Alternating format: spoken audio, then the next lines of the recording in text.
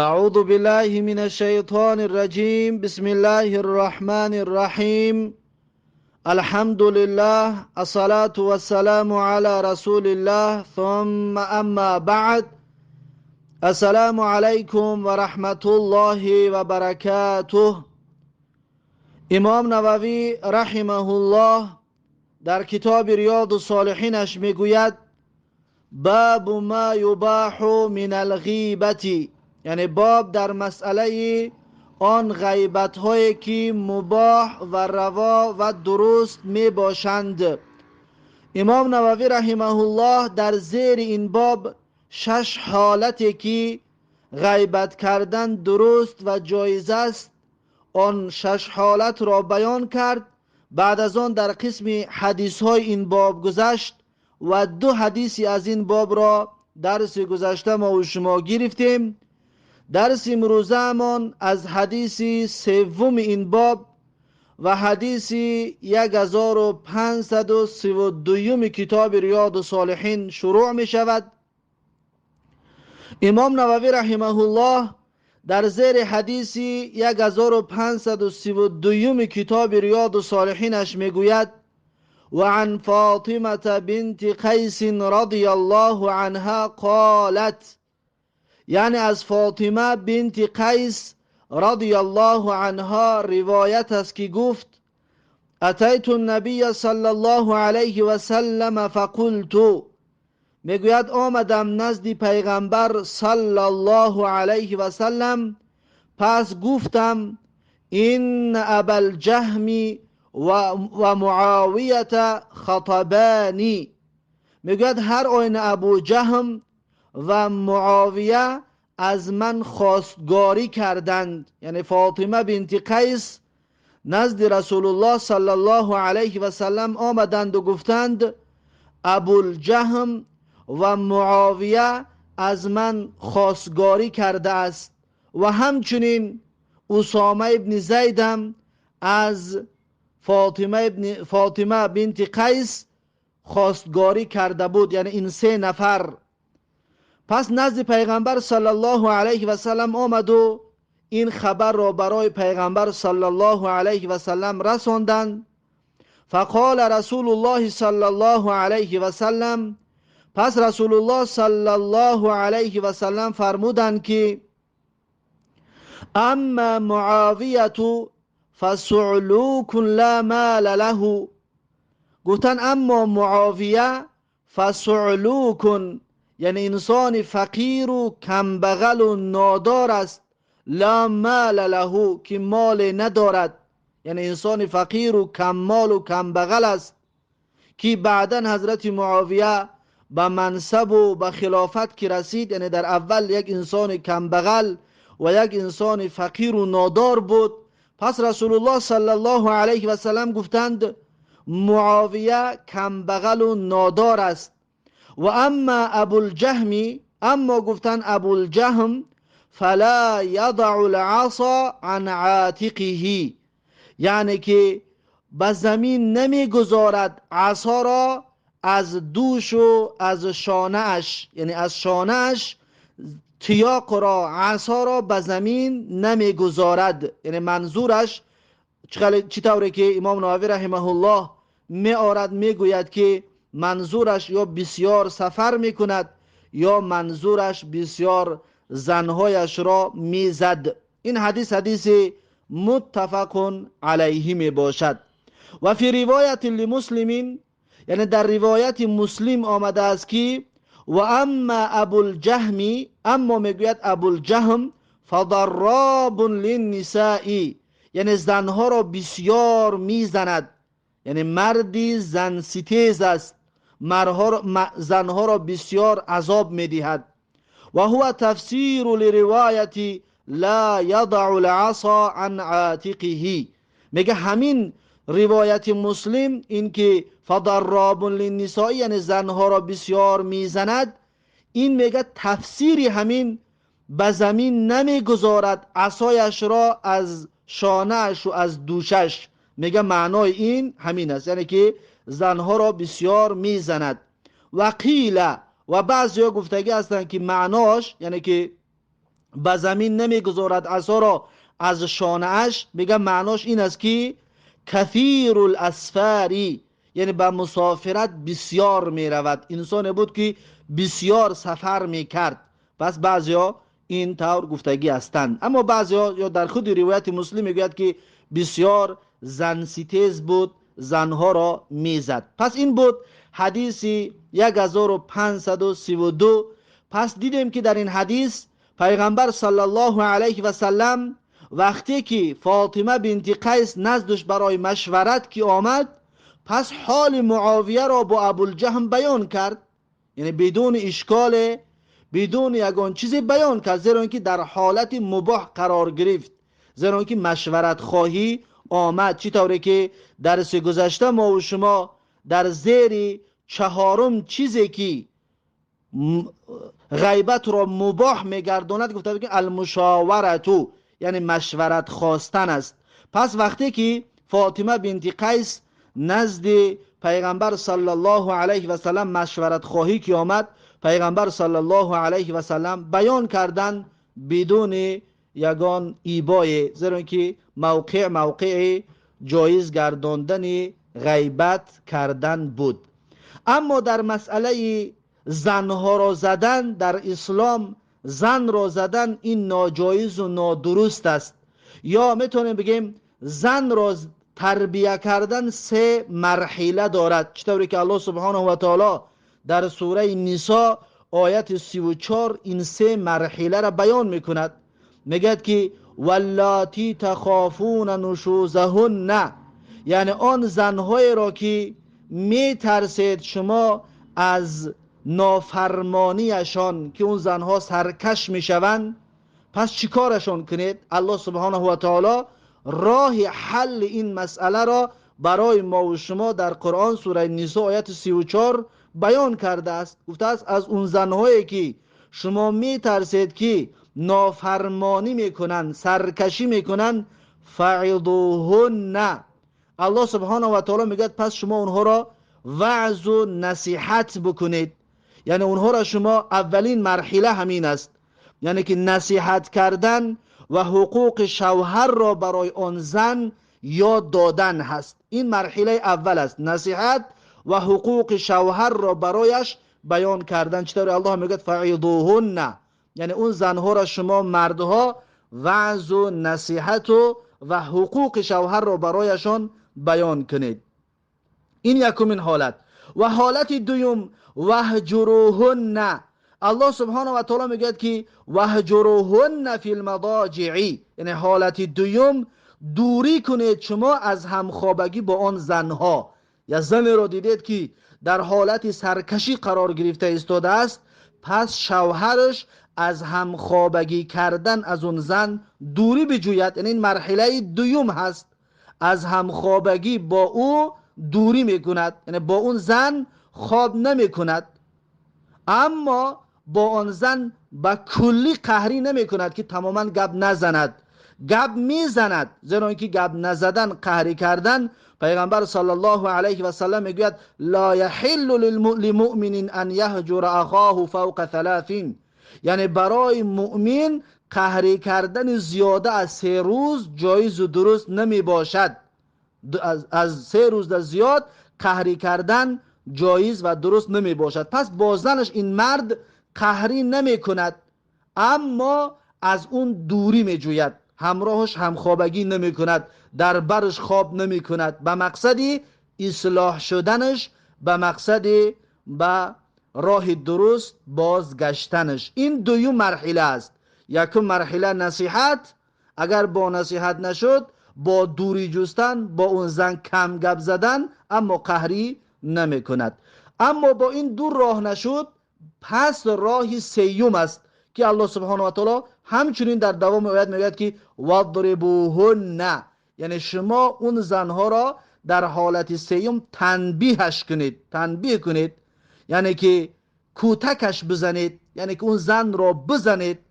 البته این زدن با اون درجه نباشد که به اون زن آسیب برساند، با درجه که بعضی مردهای به انصاف زنها را چنان میزند میگو یگان رفیقش قطعی در حالت جنگ و جدال است که حتی دست و پا را میشکنند و سیاه و کبود میکنند، اینها همه خلاف شرع است، این کار حرام میباشد.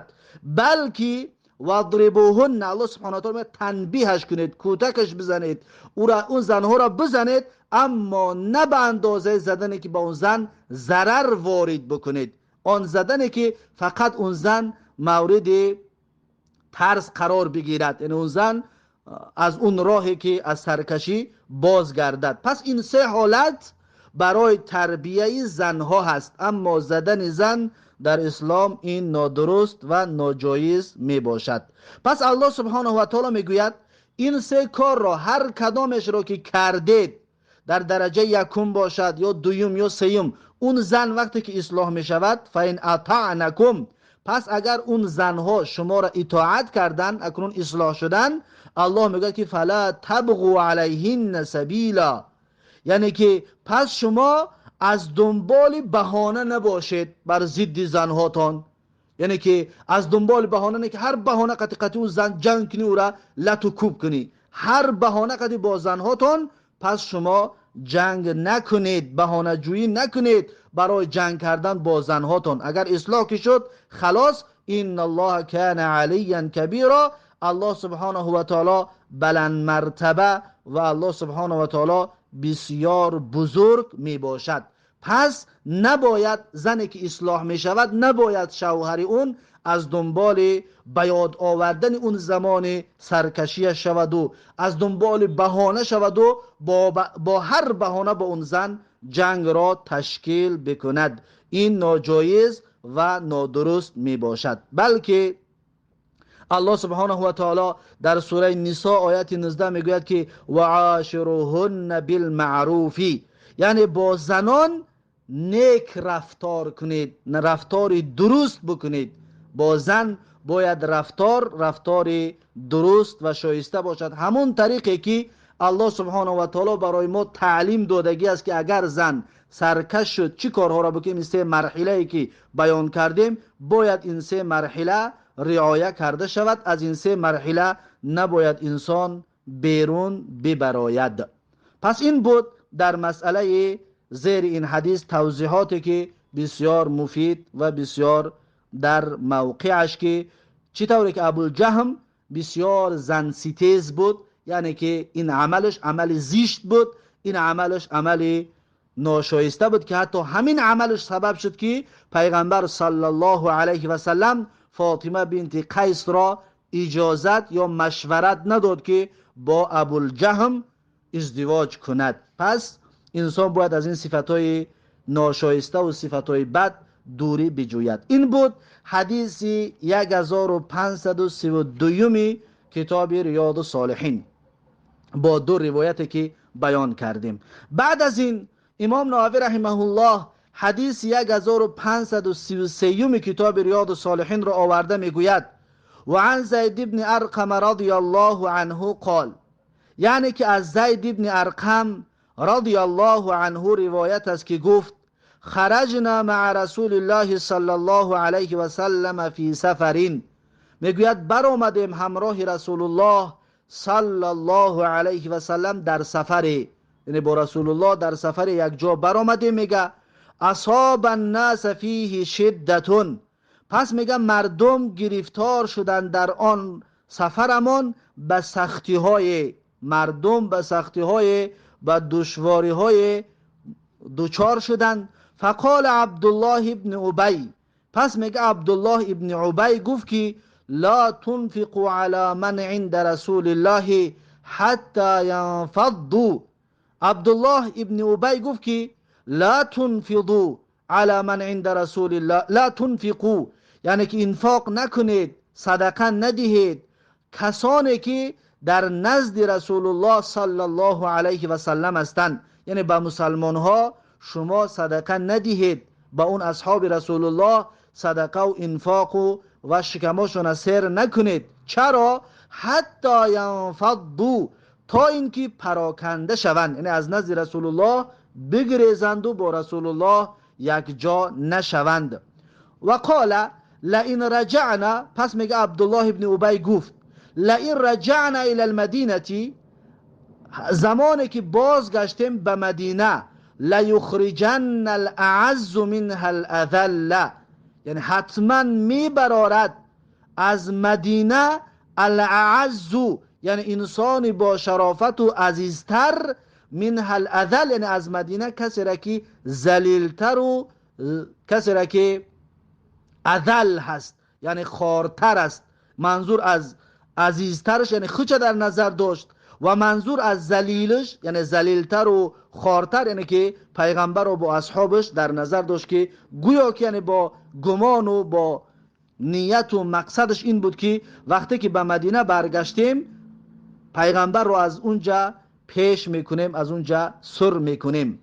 پس میگه فاتیتو، یعنی راوی زید ابن ارقم میگوید که فاتیتو رسول الله صلی الله علیه و سلم، پس میگه آمدم نزد رسول الله صلی الله علیه و سلم، فاخبرته بذلك، یعنی همین سخنان عبدالله ابن ابی رو میگه برای رسول الله رساندم، برای رسول الله گفتم. فارسل الى عبدالله ابن ابی، پس میگه پیغمبر صلی الله علیه و سلم از دنبال از پشت عبدالله ابن ابی کسی را فرستاد، یعنی کسی را نزد عبدالله ابن ابی فرستاد. فاجتهد یمینه ما فعل، پس میگه عبدالله ابن ابی فاجتهد یمینه، یعنی به تأکید فراوان و به تأکید زیاد قسم یاد میکرد که ما فعله، یعنی این سخنها را نگفته است. اصلا زید ابن ارقم از عبدالله ابن ابی این سخنها را شنیده بود. وقتی که رسول الله فریاد کرد عبدالله ابن ابی را، عبدالله ابن ابی به تکرار و به تکرار قسمهای فراوان میخورد که ما فعل، این سخن را نگفته است و این سخن را نکرده است.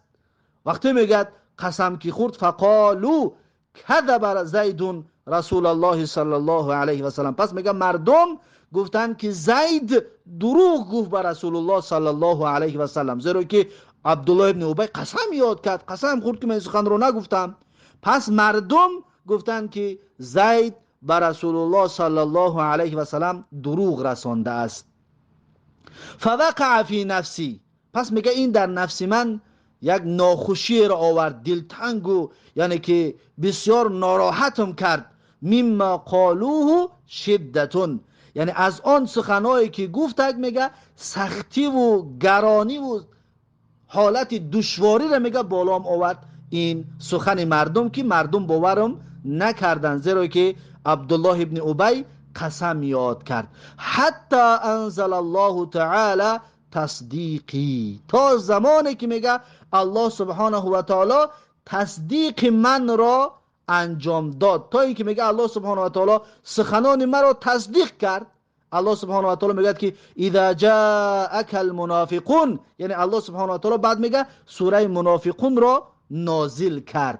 پس در این سوره منافقون همین گپ هایی که عبدالله ابن ابی در نزد زید ابن ارقم گفته بود، الله سبحانه و تعالی همین سخنها را گفته بیان کردن. یعنی الله سبحانه و تعالی در سوره منافقون در آیات 7 و 8 میگوید هم الذین یقولون لا تنفقوا علی من عند رسول الله، یعنی این منافقان از جمله عبدالله ابن ابی کسانی هستند که میگویند نفقه ندهید کسانی که در نزد رسول الله هستند حتی ینفضوا. ببینید همون لفظایی را که زید ابن ارقم آمد به رسول الله گفت که عبدالله ابن ابی همین گپا را میگوید، الله سبحانه و تعالی به همون لفظا آیت نازل کرد که حتی ینفضوا، یعنی که گفتن انفاق نکنید، شکمان اونها را سیر نکنید، اونها را خوراکه ندهید، تا اینکه اونها چیکار کنن؟ ینفضوا، یعنی از نزد رسول الله پراکنده شوند، از نزد رسول الله دور شوند. الله سبحانه و تعالی در جواب منافقین و در جواب پیروان منافقین بیان کرده میگوید ولله خزائن السماوات والارض، یعنی از آن الله جل جلاله می باشد خزائن السماوات والارض، یعنی که تمامی آن خزینه هایی که در زمین و آسمان هستند. ولکن المنافقین لا یفقهون، اما منافقان این سخن را نمیدانند. منافقان نمیدانند که تمامی خزینه ها به دست الله سبحانه و تعالی می باشد.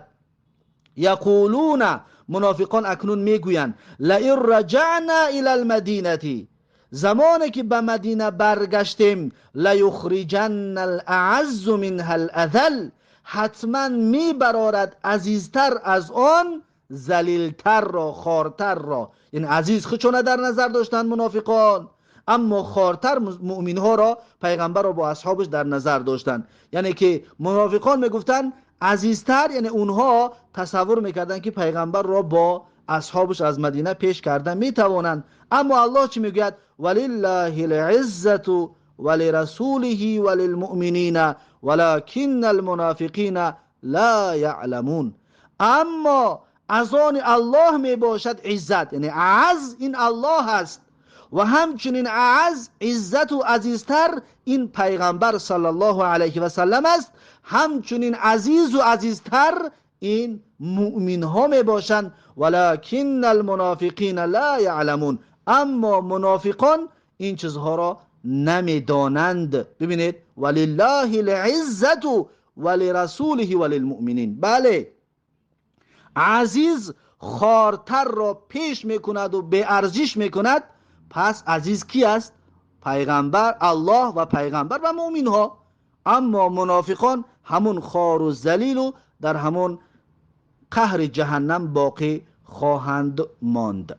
پس الله سبحانه و تعالی همچون دفاع یا تصدیق کننده سخنان زید ابن ارقم را، این آیت را، سوره منافقون را نازل کرد. پس بعد از این میگه ثم دعاهم النبی صلی الله علیه و سلم، پس میگه خواست پیغمبر صلی الله علیه و سلم منافقان را، یعنی که عبدالله ابن ابی را با پیروانش. پس پیغمبر صلی الله علیه و سلم منافقان را خواست لیستغفر لهم. برای چی خواست اونها را؟ تا درخواست آمرزش بکند برای آنها. یعنی که اونها را آورد تا اینکه اونها آمرزش طلب بکند، پیغمبر در حقشان دعا بکند که الله سبحانه و تعالی از این عمل زیشان گذر کند. فلووا رؤوسهم، اونها تاب دادن، گرداندن سرهایشان را، یعنی قبول نکردن گپ پیغمبر را. یعنی منافقا پس گپ پیغمبر را قبول نکردند و استغفار نکردند. اما در اینجا زید ابن ارقم راستگوییش آشکار و واضح شد و عبدالله ابن ابی را با پیروانش الله سبحانه و تعالی آشکارشون کرد در این مسئله. این حدیث متفق علیه می باشد.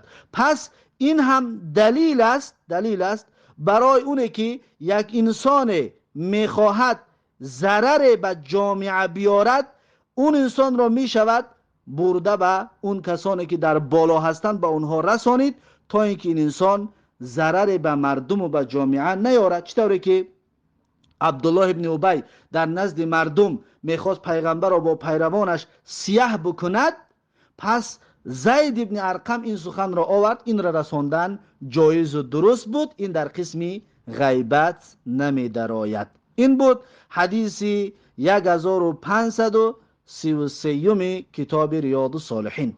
بعد از این امام نووی رحمه الله حدیث 1534 کتاب ریاض الصالحین را آورده، میگوید که وعن عائشه رضی الله عنها قالت، یعنی از عایشه رضی الله عنها روایت است که گفت قالت هند امرأة ابی سفیان للنبی صلی الله علیه و سلم، میگه گفت هند زن ابو سفیان برای پیغمبر صلی الله علیه و سلم، ان ابا سفیان رجل شحیح، گفت هر آینه ابو سفیان مردی بخیل است، ولیس یعطی ما یکفینی و ولدی، گفت نمیدهد آن اندازه که کفایه کند من و فرزندم را، یعنی که برام آن قدر نفقه نمیدهد که برای من و برای فرزندم کفایه کننده باشد، الا ما اخذت عنه،